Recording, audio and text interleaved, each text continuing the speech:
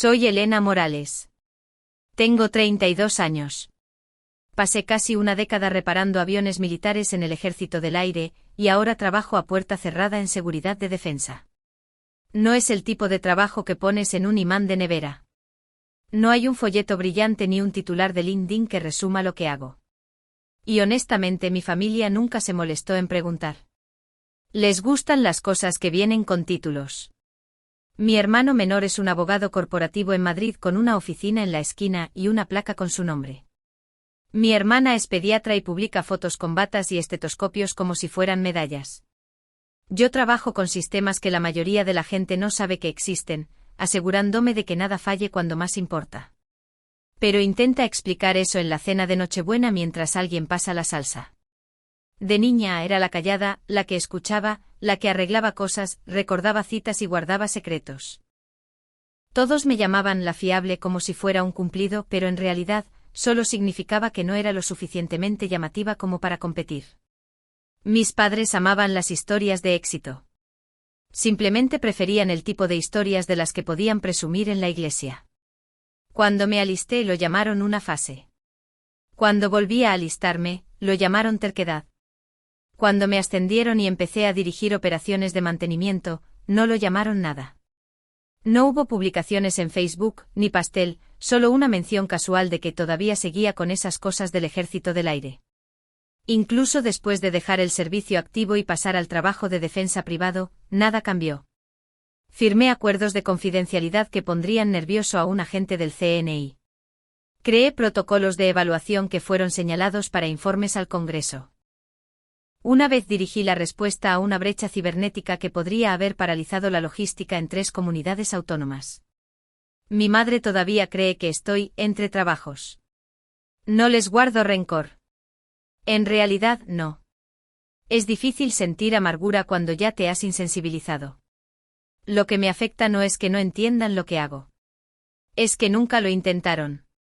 Crearon una versión de mí que encajaba en su mundo. Práctica sin rumbo fijo, un poco obrera, un poco estancada, y se quedaron con eso. Con el tiempo dejé de corregirlos. Era más fácil asentir que reescribir la narrativa. Más seguro encogerme que discutir. Pero lo que pasa con encogerse es que empiezas a olvidar cuánto espacio necesitas realmente. Y me estaba cansando de hacerme más pequeña solo para que ellos se sintieran cómodos. Seguí apareciendo. En cada cumpleaños, cena, graduación y barbacoa, llevaba vino, regalos bien pensados y esa esperanza silenciosa de que tal vez esta vez alguien preguntaría sobre mi vida y realmente escucharía. Nunca sucedió. Los ascensos de mi hermano venían con discursos y globos. Los anuncios de embarazo de mi hermana se convertían en sesiones de fotos coordinadas. Cuando se trataba de mí, lo máximo que alguien decía era, todavía con esas cosas de la informática o qué bien trabajar desde casa, ¿no? Les transferí dinero cuando el coche de mi madre se averió. Me llamó llorando, dijo que no sabía qué haría sin mí, luego le dijo al resto de la familia que mi padre había arreglado algo. Ayudé a mi hermana a rehacer todo su currículum cuando su hospital se fusionó y temía ser despedida. Consiguió un puesto mejor y agradeció a su mentor durante el brindis. No era yo. Una vez mi hermano me llamó en pánico después de una mala inversión, no preguntó directamente. Solo me dijo lo apretadas que estaban las cosas. Le transferí el dinero esa misma noche. Nunca lo mencionó de nuevo. En los eventos familiares terminaba en la cocina, recogiendo platos, cargando el lavavajillas, recogiendo chaquetas olvidadas y quitando tazas medio vacías de la mesa de centro. Nadie me lo pedía, pero nadie se ofrecía a ayudar tampoco. Cuando intentaba hablar siempre salía mal, como si estuviera interrumpiendo un guión del que no tenía las líneas. Mi hermano soltaba una broma. Mi padre cambiaba de tema. Mi madre sonreía esa sonrisa forzada y le pedía a mi hermana que pasara las servilletas. No eran crueles. Simplemente eran consistentes. Sabían dónde encajaba yo en su cuadro. Y seguían pintándome en ese rincón. La fiable, la callada, la que no armaría un escándalo. Me perdí el baby shower de mi hermana. No porque estuviera ocupada, sino porque no sabía qué estaba sucediendo. Publicó fotos 2 días después. Le di me gusta a la publicación, comenté algo amable y no dije nada más. Empezaron a suceder más eventos de los que me enteraba demasiado tarde. Invitaciones que de alguna manera se perdían o se enviaban a un correo electrónico antiguo. Me decía a mí misma que no importaba, que no buscaba reconocimiento, que ser fuerte significaba no necesitar el protagonismo. Pero la verdad es que incluso las personas más fuertes sangran cuando son invisibles durante demasiado tiempo. No es el ser ignorada lo que más duele.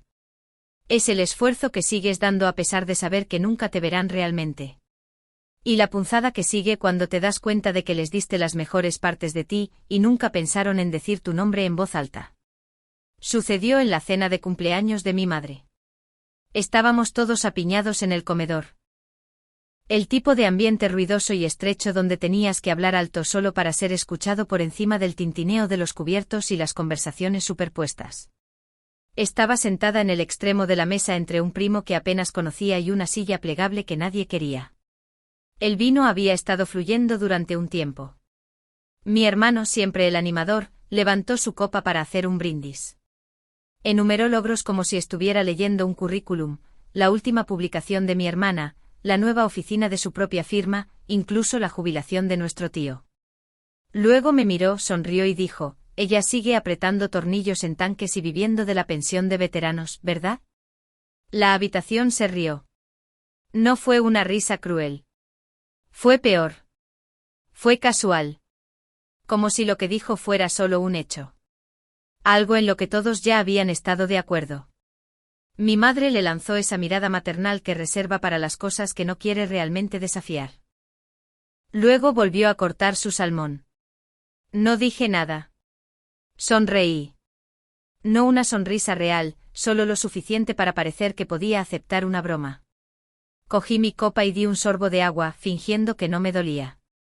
Fingiendo que no me habían desnudado frente a personas que se suponía que me conocían. Nadie me defendió. Ni mi padre. Ni mi hermana, ni siquiera uno de los primos que me habían visto pagar la cuenta más veces de las que podía contar. La conversación siguió como si yo no hubiera sido el chiste, como si no hubiera desaparecido en tiempo real. Después del postre, ayudé a recoger los platos. Cargué el lavavajillas y conversé con una tía a la que no había visto en años. Luego cogí mi abrigo, salí por la puerta principal y no miré atrás. No fue hasta que llegué a mi coche, con las manos temblorosas mientras intentaba abrir la puerta, que sentí que me golpeó. No solo el comentario, no solo el silencio, los años de encogerme, de morderme la lengua, de intentar ser útil en lugar de visible. Me senté al volante mirando la luz del porche, todavía brillando como si nada hubiera pasado. Y por primera vez me permití llorar. No fue ruidoso. No fue dramático. Fue silencioso, hueco e interminable porque me di cuenta en ese momento de que no solo me habían dejado fuera de la conversación. Me habían editado de la historia y las personas que deberían haberlo sabido mejor ya habían escrito el final sin mí. No iba a ir. La invitación estuvo en mi bandeja de entrada durante días sin tocar, enterrada entre confirmaciones de vuelo y boletines de noticias sin leer. Mi hermano estaba organizando una fiesta para celebrar su nombramiento como socio, y yo sabía exactamente cómo iría la noche antes de aparecer. Me quedaría cerca de la mesa de bebidas, asentiría en las conversaciones triviales, me reiría de chistes que no me parecían graciosos. Mencionarían su empuje, su esfuerzo, su gran victoria en los tribunales la primavera pasada. Me presentarían como alguien que trabaja en defensa, o algo así.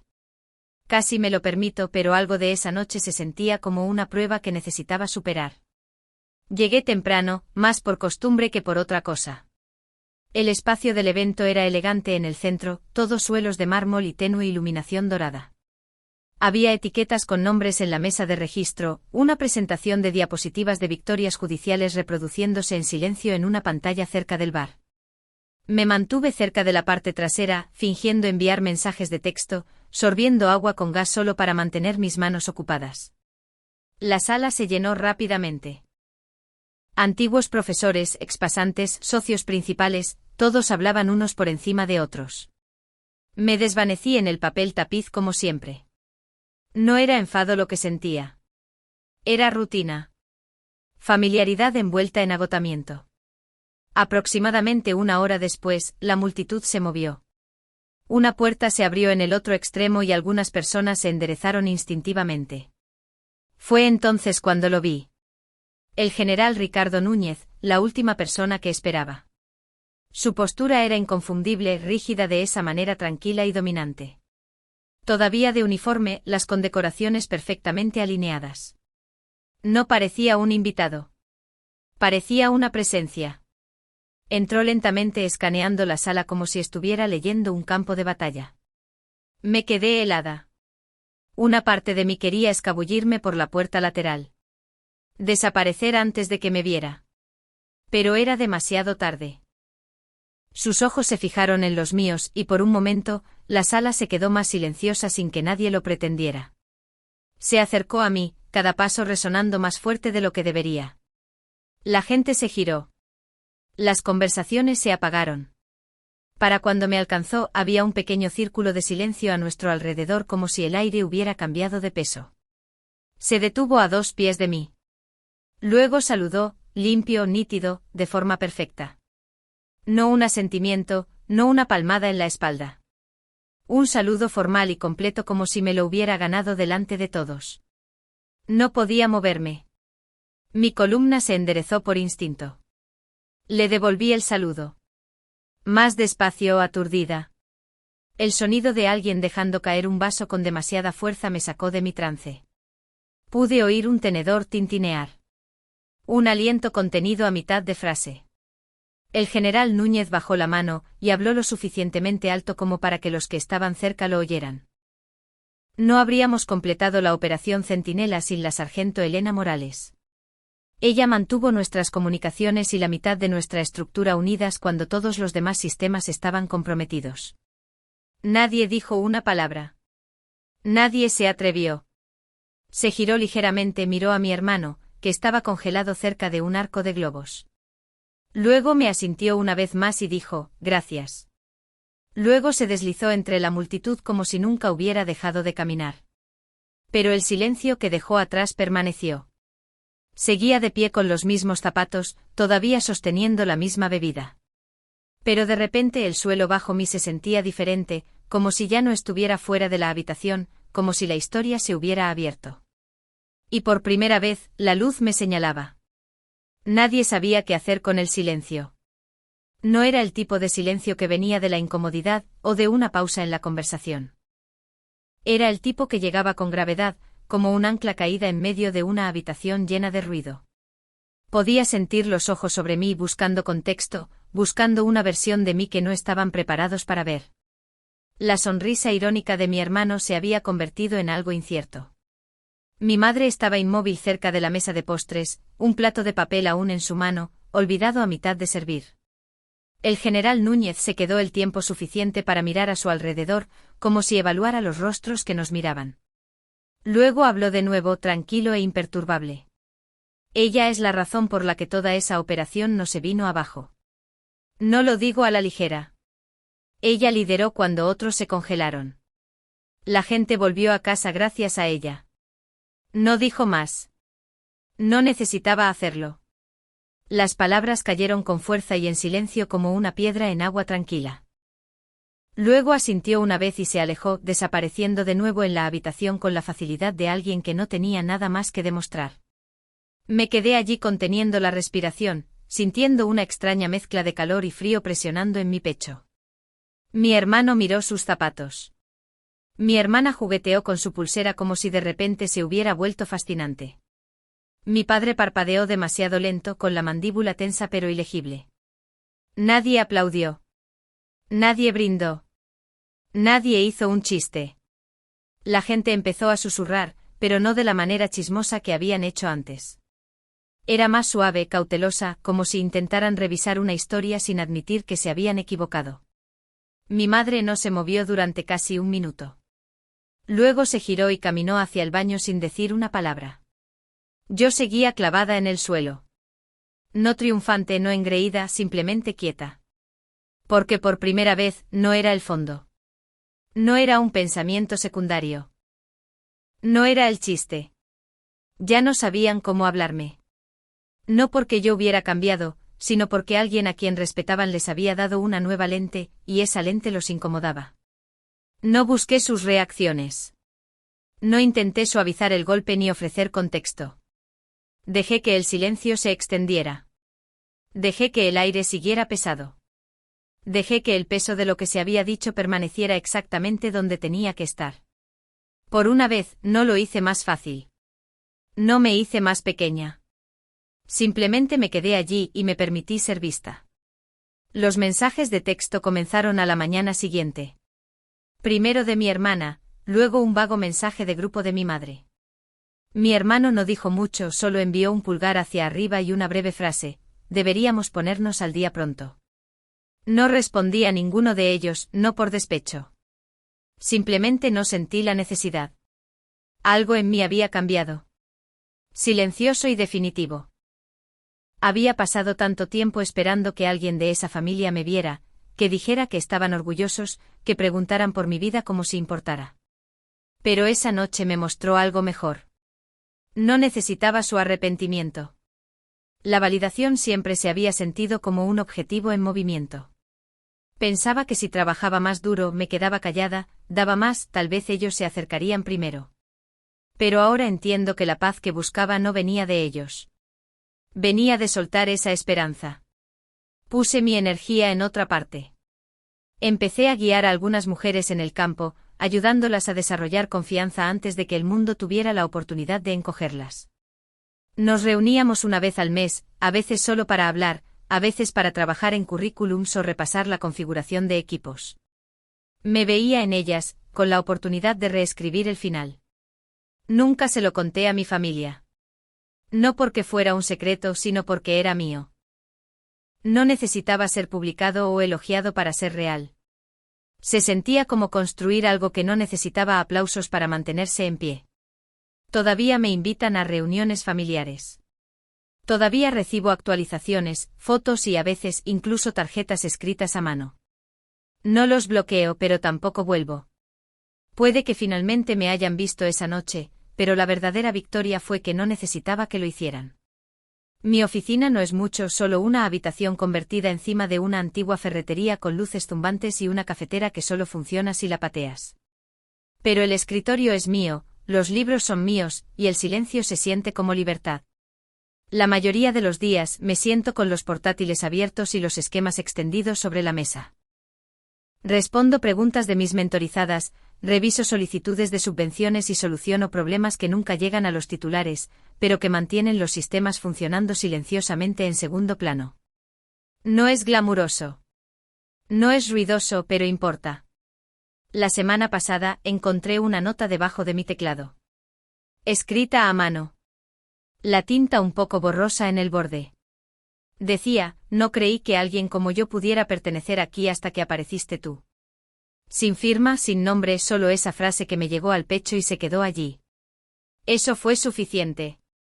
Solía pensar que el legado era algo que tenías que ganarte a través del reconocimiento, una medalla, un título, un discurso de alguien en un podio.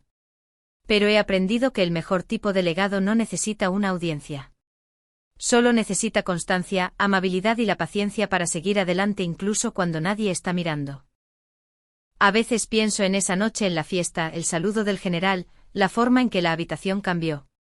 Pero ya no es el momento al que me aferro. Es lo que vino después, la calma, la claridad, la decisión de vivir una vida que no requiere ser vista para tener valor. No necesito sus aplausos. No necesito la antigua versión de su aprobación. Tengo paz ahora. Y en esa paz he construido algo más fuerte que la validación. He construido una vida que significa algo.